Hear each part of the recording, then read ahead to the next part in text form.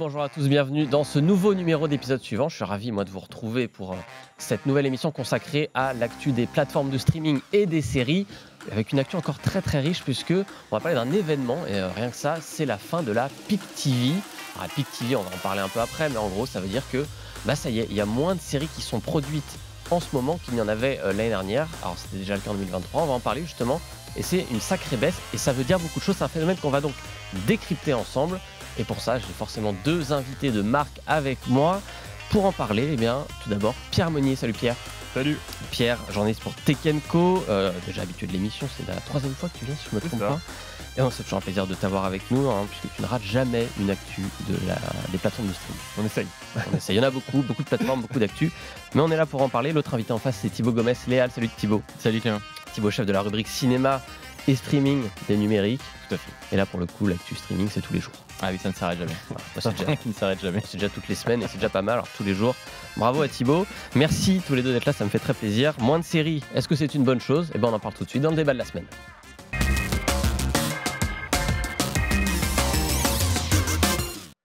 Il y a donc eu précisément 516 séries diffusées l'an dernier aux États-Unis. Alors, c'est des chiffres qui parlent des États-Unis, pas du reste du monde.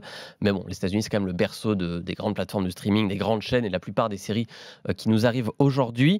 Alors, 516 séries, ça paraît énorme quand je vous donne le chiffre comme ça, mais sachez que c'est en baisse de 14% par rapport à 2022. En 2022, il y avait eu 600 séries diffusées. C'était à l'époque un record absolu. Ces chiffres, alors ils nous viennent de qui ? Ils nous viennent de FX. FX, c'est un network américain, une chaîne. Et chaque année, le patron, il fait un espèce de bilan de l'état des séries aux États-Unis, pas que pour sa chaîne, mais pour toutes les plateformes, les chaînes de streaming, les chaînes de télé, etc. Tout ce qui est diffusé via le câble aussi. Et donc, si on exclut 2020, 2020 c'était l'année Covid, forcément moins de séries produites pendant la période Covid. Et cette année, 2023, c'est la première fois depuis 20 ans, depuis que l'étude de FX existe en fait, que le nombre de séries diffusées recule. Alors, ça fait dire du coup à certains qu'on arriverait à la fin de ce qu'on appelle la Peak TV. Peak TV, c'est donc un terme qui nous vient des États-Unis. On va en parler. Juste Thibaut, peut-être définir c'est quoi cette Peak TV, ça recouvre quoi ? Alors la Peak TV, j'ai envie de dire que le nom parle de lui-même véritablement. C'est une période qu'on démarrait peu ou prou à 99, aux 25 dernières années véritablement, qui indique une ère de haute qualité des programmes télévisuels, des séries particulièrement, et qui est corrélée notamment aussi et une qualité donc en hausse et aussi un nombre de programmes en hausse. Donc ça montre comme ça un pic véritablement de la qualité de production et de la quantité de production des séries télé, qui est notamment lié, on va peut-être en parler plus profondément plus tard, on va dire à l'apparition d'un modèle HBO qui existe depuis comme ça 20 ans, et notamment à l'apparition de la série Les Sopranos. Effectivement, parce que tu en parles, donc tu disais un changement qui est apparu à peu près au tournant du siècle, on va le dire. L'étude de FX, elle a commencé en 2002. 2002, il y avait 182 séries diffusées, alors ce qui paraît toujours énorme quand on donne le chiffre comme ça, mais finalement, si on répartit sur l'ensemble des chaînes, à l'époque, c'était pas forcément énormissime, puisqu'à l'époque, il n'y avait pas encore Netflix, il n'y avait pas Prime Video, il n'y avait pas toutes ces plateformes de streaming qu'on connaît aux États-Unis. Il y avait principalement les grandes chaînes de télé linéaire, donc ABC, NBC, CBS, etc., qui produisaient les grandes séries qu'on avait l'habitude de retrouver sur TF1, nous finalement, ou M6, les séries de 24 épisodes de 50 minutes qu'on retrouvait avec une intrigue par semaine, les experts, ce genre de choses. Et puis 2002, c'est aussi, tu le disais, Les Sopranos, le début de l'ère HBO, ces séries justement qui ne font pas 24 épisodes, qui durent parfois moins que 50 minutes, parfois plus, avec une qualité d'écriture très différente, des séries de 10 épisodes qui se suivent avec des cliffhangers à la fin de chaque épisode.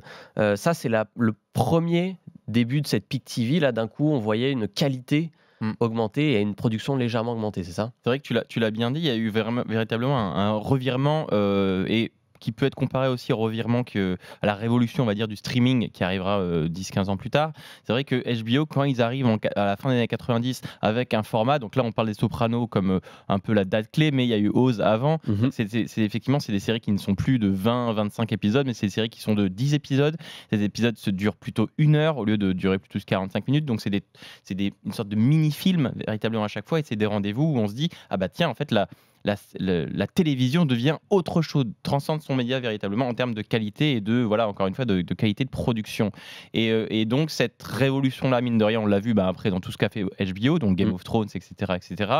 Et ça a été une révolution donc, dans la forme, et on voit que, mine de rien, 15 ans plus tard, les plateformes de streaming vont changer, non plus forcément la forme, mais vont changer le mode de diffusion. Et c'est ça qui va peut-être aussi expliquer la fin de cette Pic TV, c'est que, mine de rien, on a moins ce rendez-vous hebdomadaire, et la plateforme de streaming va comme ça changer les habitudes des consommateurs et des spectateurs, et ce qui explique sans doute effectivement aussi pourquoi cette Pic TV arrive peut-être à un moment de remise en question, de stagnation. Effectivement, le streaming, je me tourne vers toi, Pierre, puisque ça a été le deuxième grand événement de cette Pic TV, de cette période des 25 dernières années. On est vers 2013-2014.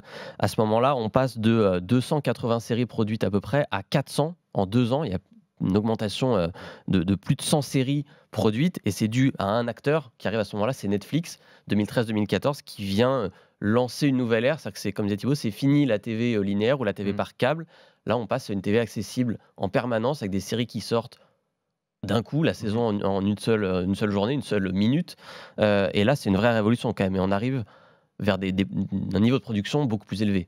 Ouais, niveau de production plus élevé. Et surtout, comme tu le notais, on voit un changement d'usage. 2014, c'est l'arrivée de Netflix. Ça va bouleverser un petit peu la manière dont on regarde les séries. C'est fini d'aller regarder son épisode tel jour de la semaine sur telle chaîne. Moi, si je veux regarder une série, je peux la regarder entièrement dans mon canapé, qu'il soit 8h du mat ou qu'il soit 15h. C'est la même chose. Et puis, surtout pour expliquer ce phénomène de Pic TV, d'avoir des séries, de plus en plus de séries, c'est qu'en fait, quand Netflix arrive en 2014, mais ça va être le cas aussi avec Prime Video en 2016 et Disney Plus en 2019, c'est qu'en fait, tout simplement, il faut un catalogue pour séduire, parce que eux, ce qu'ils veulent, c'est qu'on prenne des abonnements, sauf que si on arrive sans proposer grand-chose, Oui, parce que c'est pas une chaîne de télé à la base, ils n'ont pas de back catalogue. C'est ça, en fait, il va falloir créer l'événement via les séries qu'on propose, et c'est pour ça qu'on va avoir tout un ensemble de séries qui vont arriver par vague. Donc Netflix, on les connaît, les premières grandes séries, ça va être House of Cards, ça va être Stranger Things, ça va être Orange is the New Black aussi. Oui, et en fait, chaque plateforme va arriver avec son lot de séries qui va faire grandir et la qualité et la quantité surtout. Et puis on le voit aussi, il y a la stratégie de Netflix qui a ressorti les productions locales. Donc en fait ça permet d'exploser aussi le nombre ça a été effectivement dans un séries, deuxième temps, de plus récemment, de s'adapter à chaque marché. Donc typiquement Lupin en France, par exemple, La Casa de Papel, qui est une série espagnole, etc. De tourner des productions qui puisse plaire à un public autre que le public américain. C'est ça, et puis même proposer d'autres choses. On le voit avec des séries turques, on peut voir les dramas coréens ou alors encore les séries d'Amérique latine. Il y en a énormément en fait dans le catalogue Netflix maintenant. Et tout ça nous a amené donc à ce chiffre de 600 séries diffusées aux États-Unis en 2022, sachant qu'effectivement, c'est ça la différence, c'est que les séries Netflix qui sont produites, par exemple pour la France, je pense à Lupin, elles sont diffusées aux États-Unis, elles marchent aussi aux États-Unis, et c'est ça, c'est qu'aujourd'hui le catalogue du streaming, il est mondial, là où avant, les séries par exemple françaises devaient un peu ramer pour se faire passer à la télé américaine. 600, c'est donc le max qu'on a atteint, c'était en 2022, recul de 14% en 2023. Comment est-ce qu'il faut comprendre ce recul? Est-ce que c'est juste un petit à-coup, ça peut arriver, une année, un coup de mou? Ou est-ce qu'il y a vraiment une volonté des plateformes et des chaînes de télé américaines aussi, peut-être, de lever le pied? Alors oui, effectivement, là, en fait, quand on voit ce nombre-là de programmes qui est produit, qui sort et qui est en baisse, c'est corrélé à, on va dire, une démarche industrielle qui est arrivée l'année dernière et qui se poursuit aussi en 2024, qui est que les plateformes de streaming, Netflix, Disney+, réduisent les coûts. Comme tu l'as dit, effectivement, elles sont toutes arrivées dans les années 2010, donc elles ont eu besoin de start with a bang, entre guillemets, de commencer vraiment dans les chapeaux de roue, à produire extrêmement de choses pour se faire un catalogue, pour appâter effectivement le chaland, le client. Maintenant que cette débauche de moyens a été opérée et que beaucoup de plateformes ont perdu de l'argent, il faut rappeler que Disney+, depuis 2019, c'est 11 milliards de pertes, les plateformes sont dans une logique de trouver un modèle qui fonctionne, qui leur rapporte enfin de l'argent. Netflix a enfin pu gagner de l'argent l'année dernière. Disney+, au bout de 10 ans quand même. Au bout de 10 ans, Disney+ devrait normalement pouvoir enfin gagner de l'argent cette année, si tout va bien avec la pub. Ils doivent enfin être contents de ne plus voir être en perte, etc. Et du coup, mine de rien, effectivement, cette balance s'inverse aussi parce que l'investissement des productions et le nombre des productions est réduit. On le voit sur les séries Marvel, les séries Star Wars qui sont en termes de nombre sont effectivement réduits. Après c'est là c'était un peu le Far West. On en a parlé dans une précédente émission. Les plateformes de streaming, tout tous les services de streaming qui sont créés à l'appel, que ce soit MGM+, que ce soit Universal+, que ce soit Stars, etc., etc. On a été dans une expansion complète des services à un moment donné. Là, effectivement, cette expansion est en train de se résorber et du coup, il y en a beaucoup de services qui disparaissent et finalement, il va en rester 3, 4, 5 forts qui vont rester. Mais du coup, c'est normal qu'après une grande période d'expansion, on ait une période de rétention et de retour à un format un peu plus raisonnable et donc, effectivement, moins de production. Pierre, c'est une stratégie qui est d'ailleurs assumée par Netflix et même par Disney+, aussi, par la plupart des plateformes. C'est ce qu'on appelle le fewer better, c'est ça ? Ouais, c'est le fewer better. Ça veut dire qu'on va produire moins, mais on va produire mieux. Donc ça veut dire en fait se rapprocher d'un modèle qui est quasiment sur du Apple TV+. C'est-à-dire des séries qui vont être d'une grande qualité, qui vont essayer de créer l'événement, parce que en fait le risque derrière ça, c'est que en fait Apple TV+, on est tous d'accord autour de la table pour dire que les séries qui sont proposées par le service, elles sont extraordinaires, d'une autre ambition, on va dire, comparé au marché global. Mais finalement, quand on va sonder notre entourage, qui a vraiment regardé des séries Apple TV ? Pas grand monde. Pas grand monde, ouais. Donc en fait, le problème de cette Peak TV, c'est qu'en fait, on va avoir finalement, est-ce que l'abondance, c'est pas finalement aussi ce qui rassure le consommateur et qui va faire que oui, je poursuis mon abonnement parce que je sais que je vais avoir des trucs à regarder. Il y aura toujours quelque chose. C'est ça, il y aura toujours quelque chose. Et puis en fait, on peut revenir sur Netflix. Netflix, entre 2022 et 2023, c'est moins 130 productions. Donc 130 productions en moins, ça veut dire il y a 130 cases en moins qui sont apparues entre 2022 et 2023. Mais si on regarde dans le détail, en fait, il n'y a qu'une trentaine de films en moins qui ont été produits et une trentaine de séries en moins. Ça veut dire qu'en fait, la grosse perte de production, c'est sur du documentaire et du spectacle. Et c'est pas forcément la promesse que nous a fait Netflix en arrivant. Donc finalement, le client, il va s'y retrouver parce que la promesse initiale de Netflix, elle est toujours là. Et puis, en vrai, 30 séries en moins, là, on est quand même sur 705 productions diffusées par Netflix. En vrai, est-ce qu'on s'en rend compte au final ? Sachant que 705, c'est donc à l'échelle mondiale, il y a des séries qui ne sont pas toutes diffusées aux États-Unis, pas toutes diffusées dans certains pays, il y a des droits, etc. Tout ça, c'est pour ça qu'il y a plus que les 600 séries dont on parlait tout à l'heure diffusées aux États-Unis. Mais effectivement, à l'échelle de Netflix, c'est quasiment une baisse de. On passe de. Vous avez eu plus de 800 et quelques à 700 et quelques séries, c'est quand même pas rien. Il y a aussi un élément qu'il faut rappeler. On parlait au tout début du HBO qui arrivait à la fin des années 90, etc. Cette télévision linéaire. Il y avait quand même une logique au XXe siècle de la télévision avec un épisode qui sortait toutes les semaines. Et donc, quand tu produisais une série de 25 épisodes, ta série, elle te couvrait un tiers de ton année quand tu étais diffuseur. Là, on produit des The Crown qui sont des séries c'est des one-shots. Donc, en fait, tu dépenses un argent considérable pour une série qui va faire l'événement pendant une semaine et du coup qui ne te couvre pas ton planning. Donc il y a quand même ce besoin de nourrir la bête, nourrir le monstre Netflix, nourrir la plateforme de streaming en permanence. Et les plateformes de streaming ont moins ce confort de se dire en fait je vais faire 3-4 séries dans l'année parce que ça me couvre mes 52 semaines de diffusion. Et alors que les plateformes de streaming, elles ont, avec leur format binge qui est quand même qui est intéressant, mais du coup qui les oblige quand même constamment à devoir recréer l'événement, tu l'as dit, en permanence, et qui n'ont pas cette sécurité d'avoir une série qui, on va dire, leur couvre les 52 semaines de diffusion. Technique, notamment, tu parlais de The Crown, de couper la saison en deux maintenant. C'est exactement ça, c'est que du coup, ça illustre parfaitement que je vais avoir 3-4 séries dans l'année, et en fait, je vais les couper en deux, partie 1, partie 2, et en fait, au lieu d'avoir 4 grands lancements, je vais en avoir 8. Mais ça, c'est une stratégie que Disney+ n'a pas du tout adoptée, parce que eux, ils veulent se cantonner justement à ce rythme hebdomadaire pour... et donc on n'est pas sûr qu'elle porte ses fruits. Je prends l'exemple de The Crown. On a beaucoup parlé du lancement de la première partie de cette dernière saison. La deuxième partie, moi j'ai un peu eu le sentiment quand même qu'elle est passée sous les radars, quoi. Alors il y avait moins Lady Di était très événementielle dans la première partie, mais c'est vrai que ça fonctionne sans doute mieux sur la télé-réalité. C'est vrai que depuis 20 ans, s'il y a bien un format qui a explosé, c'est celui de la télé-réalité. Parce que là on parle de fiction, mais c'est vrai que la télé-réalité fonctionne beaucoup sur Netflix avec les premiers épisodes, et on garde le grand final, le dernier épisode 8 ou 7, avec une date une semaine après. Donc effectivement, il y a cette logique de qui est-ce qui va gagner. Ça fonctionne beaucoup en télé-réalité, mais peut-être moins en fiction.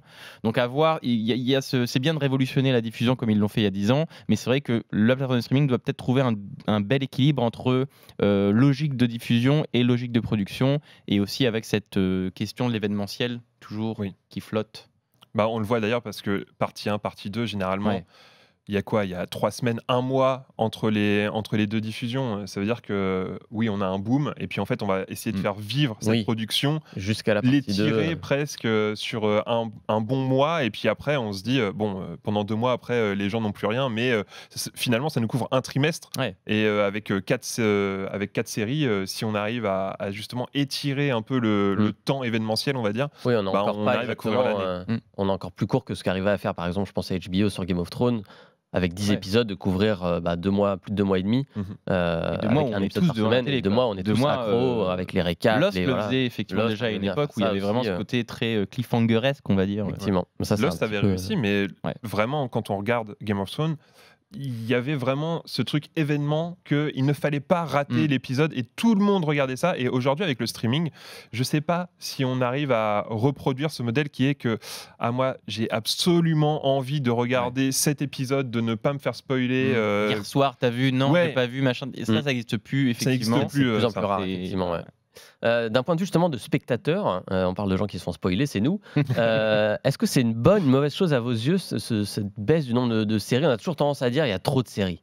On n'a pas le temps de tout regarder. Est-ce que justement, c'est pas une bonne chose pour nous, spectateurs, et les gens qui nous écoutent, là, de se dire je vais peut-être pouvoir respirer un peu dans mon scrolling permanent? Bah, je crois qu'il y a personne qui va dire que c'est une mauvaise chose. Alors si, non, tu peux nuancer effectivement en disant, parce qu'on est tous dans une situation de se dire, on n'a pas le temps, on en parlait hors antenne, on n'a pas le temps de tout regarder, personne n'a le temps de tout regarder. Du coup, effectivement, en tant que spectateur, on est extrêmement frustré parce qu'il y a toujours le collègue qui va nous dire t'as pas vu ça, ouais mais j'ai pas le temps de voir ça, il y a que 7 jours par semaine et que 7 soirées par semaine, c'est compliqué. Après, ce qui est intéressant avec la PIC TV, on va dire, c'est que ça a apporté toute une diversification de voix et de créateurs, et il y a eu plein comme ça, plein de programmes qui ont ouvert un petit peu les horizons, et en termes de personnages et en termes d'aventure et en termes de créateurs, ce qu'on n'avait pas vraiment. Il y avait vraiment une seule voix ou deux qui parlaient un peu. Là, la PIC TV, c'est qu'il y a beaucoup de séries qui ont des formats, des styles et des histoires différentes, et ça c'est rafraîchissant. Donc il faut voir si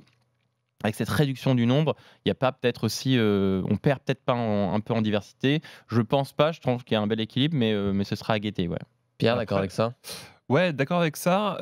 Après, faut relativiser le terme nouveauté, parce que en fait, si moi j'ai pas vu une série, elle est nouvelle pour moi. Oui. Donc ça veut dire que j'ai toujours du contenu à regarder, même si c'est pas sorti cette année. Donc en fait, le fait qu'il y ait moins de production, finalement, pour moi consommateur, je vais peut-être m'y retrouver. Et hors antenne, on se listait un petit peu toutes les séries qu'on devait encore voir. Finalement, ça nous laisse peut-être un petit peu de temps pour voir justement tout ce qu'on n'a pas vu. Et puis surtout, quand on est consommateur, avoir un petit peu moins de choix, c'est parfois bon pour se lancer dans un épisode. Combien de soirées on a perdu à scroller, à pas savoir ce qu'on veut regarder. Là, si au final il y a moins de séries, il y aura moins de choix et donc on se lancera plus rapidement. Ouais. Ça sera peut-être plus simple pour nous. Pour terminer, la question maintenant, c'est de savoir est-ce que cette année 2023 c'est un épiphénomène? Est-ce que ça va réaugmenter l'année prochaine? A priori non, puisque donc FX nous a aussi donné quelques chiffres sur le début d'année et on observe une baisse de 30% sur les 2 premiers mois du nombre de séries diffusées, ce qui est quand même pour le coup là assez conséquent. Alors il y a effectivement quand même les conséquences de la grève des scénaristes et des acteurs à Hollywood. Ça, c'est indéniable que ça a mis plusieurs séries en stand-by, et donc forcément, ça a retardé des diffusions, mais est-ce que c'est quand même pas l'indice que ça va quand même continuer de baisser et on arrive effectivement vraiment à la fin de cette surinflation des séries? Moi, je pense que ça va effectivement continuer à baisser, ou en tout cas, ça va se stabiliser dans une autre base véritablement. On ne sera plus sur du 600 véritablement, mais c'est vrai que je vois mal. Après, comme ça, ces 5 années d'expansion folle où tout le monde a lancé son service un peu dans tous les sens, repartir dans une production à la hausse, justement au moment où les plateformes sont dans une logique de raisonnabilité des coûts, véritablement. Donc, je pense qu'on va revenir sur une base de... Mais c'est marrant parce que quand même 450 ou 500 séries par an, ce sera quand même énorme. Même si, effectivement, demain, on perd 30% de production, il y aura quand même encore 450 ou 500 séries par an aux États-Unis produites. Donc, ce sera quand même un haut niveau. Mais c'est vrai que je pense que peut-être que le pic tel qu'on l'entend, c'est-à-dire vraiment le jalon de 600 qui est impressionnant, on le reverra peut-être pas dans les prochaines années directement, parce qu'on est simplement dans il y a moins d'acteurs, il y a moins de partenaires, il y a moins de production naturelle parce que moins de plateformes. 450 séries, ça fait 150 par personne sur le plateau. À nous trois, on peut tout voir. Voilà. On peut tout voir. Allez, c'est parti. Si on s'organise bien, on peut le faire. Je prends un C'est mois de vacances. C'est notre défi à tous pour cette année. On va suivre ça de près. En attendant, on va passer à notre reco série de la semaine. Et celle-là, elle sera comptée dans les 450.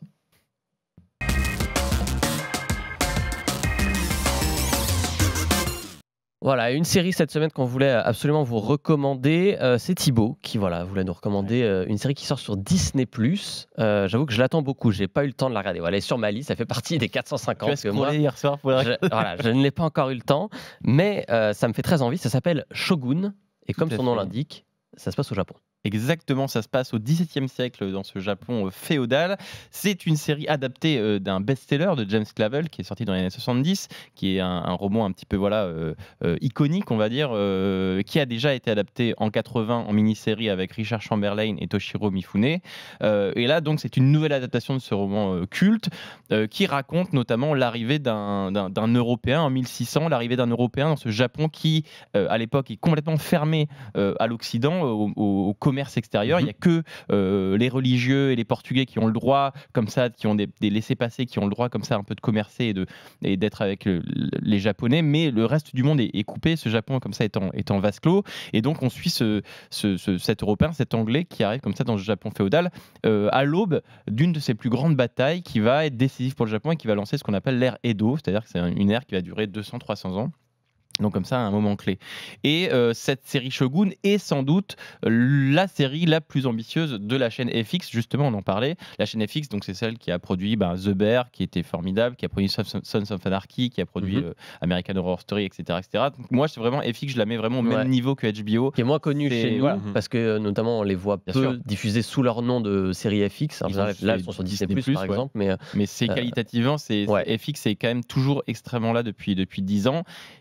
Et là, on est Shogun et la production la plus coûteuse de FX, en tout cas à l'international. Donc, ils ont vraiment mis la thune pour faire quelque chose d'impressionnant. Et ça se voit à l'écran parce que c'est une série qui est sublime, qui est extrêmement dense et ambitieuse en termes de narration, parce qu'elle entremêle une histoire, effectivement, de cet Anglais au Japon, mais aussi une histoire de toute cette culture japonaise, de cette moralité, de ces personnages seigneurs, vassaux, qui sont, on va dire, manipulés par des fils invisibles, qui sont ces fils de loyauté, d'honneur, d'héritage, d'ancêtres, donc des gens parfois qui vont voir toute leur vie définie par leurs ancêtres, alors que nous, en Occident, ça nous paraît absurde, mais eux, ils disent non, c'est comme ça qu'on vit.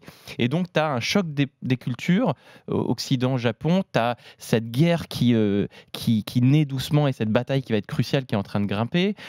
Tu as, mine de rien, des trajectoires un petit peu intimes. Donc, tu as tout ce tapis, cette tapisserie phénoménale qui se tisse comme ça tout au long des 10 épisodes. Et c'est assez fascinant, c'est assez captivant. Ça n'évite pas quelques errances, on va dire, narratives, mais c'est vraiment la série à voir, la série événement de ce début d'année. Shogun, c'est vraiment sublime visuellement, ambitieux narrativement, et il y a des personnages qui sont écrits vraiment à merveille. Et c'est vraiment, moi je la conseille, elle est sur Disney+ depuis hier. Il y a eu les 2 premiers épisodes qui sont sortis, et du coup c'est une diffusion, un épisode par semaine. Un peu hebdomadaire, donc peut-être. Voilà, mais du coup, ça se savoure. Ça a tendance vraiment à prendre son temps en termes de rythme et en termes de... Ne bingez pas la série. Ne bingez pas, vraiment, c'est du gros morceau, donc ça peut être bien de regarder, laisser reposer, regarder, laisser reposer. C'est vraiment une série qui se savoure. Voilà, il y a peut-être effectivement au bout d'un moment un petit ventre mou comme toutes les séries, mais c'est vraiment une série que moi j'ai pris un plaisir assez fou à savourer, à profiter, ne serait-ce qu'au niveau des rétines, parce que c'est vraiment assez ouf en termes de production. Petite question, cette ère Edo, elle a été beaucoup montrée au cinéma. Alors, enseignement au film de Kurosawa, les chefs-d'œuvre de Kurosawa des années 50-60. Il y a eu beaucoup de films depuis, quelques séries aussi se sont intéressées, sous différents angles. Tu parles des religieux, Martin Scorsese s'y était intéressé dans Silence notamment. Est-ce que ça apporte quelque chose de plus ? Est-ce que ça renouvelle peut-être un peu ou pas du tout ? On est dans du classique, mais très bien fait par ailleurs. Ce qui va étonner sans doute le spectateur, c'est que cette série a été vraiment conçue avec l'authenticité en tête. C'est-à-dire que les co-créateurs, j'ai pu effectivement discuter avec eux, ils ont dit, nous, on veut faire une série qui est la plus authentique possible, qui soit vraiment une immersion, qu'on ait l'impression d'être dans ce Japon féodal de 1700. Du 1600 par contre, pardon. Et c'est vrai que c'est à 80% en japonais. Donc il y a cet enjeu de la Une traduction. authenticité de la langue est déjà qui est Donc assez, voilà, donc on est vraiment au Japon. Donc on est, nous en toutes les tant plateformes ne font qu'Européens, pas on ne cet effort, comprend pas forcément. Il y a des sous-titres évidemment, mais on est comme ça dans cette même situation de la langue est un enjeu dramatique. Mhm.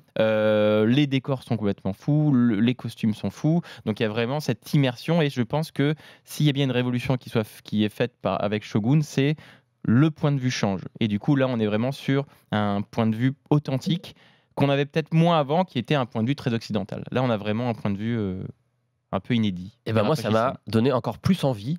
Pierre, ça t'a donné Moi envie ou aussi. pas? Ouais. Moi, je l'avais sur ma liste aussi. Ah bon voilà, on était deux. Voilà. Je pense qu'elle est remontée en haut de notre liste C'est là ça. pour le coup. Très bonne reco On travaille ici, effectivement. de Thibaut. Voilà, effectivement. Shogun, c'est donc à voir sur Disney+. Tout à fait. C'est une mini-série, je crois, hein, il me semble. Il y a 10 épisodes. Ouais, il y aura pas de saison 2. On sait pas encore. Non, il n'y aura pas de saison 2. Et oui, non. Il y en a pas une. Bah, comme ça nous arrange. Ça Pas fait une commandée série, pour l'instant, quoi. C'est parfait, ça nous fera qu'une seule saison à regarder. Donc c'est à voir sur Disney+. Merci à tous les deux. Merci Thibaut. Merci Clément. Merci Pierre Merci à d'avoir toi. fait cette émission avec moi. Nous on se retrouve la semaine prochaine pour un nouveau numéro d'épisode suivant. L'émission, si vous l'avez ratée, que vous êtes arrivé en chemin, c'est pas grave. Elle est en podcast, en replay, sur le site, sur YouTube, sur les plateformes d'écoute de podcast. Voilà, elle est partout. Vous pouvez la retrouver. À la semaine prochaine.